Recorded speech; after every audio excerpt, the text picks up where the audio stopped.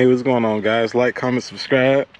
I've been gone for a while, but I had a little incident. My chain popped and cracked my plate. All type of stuff is fixed now. Got the new chain on, but I didn't cut the chain down to the correct size. So I'm waiting on the new one to come so I can get a new master link so we can get everything fixed correctly before I get on it.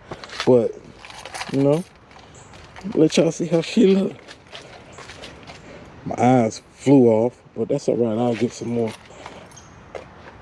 She ready to go though. Let me crank up for y'all.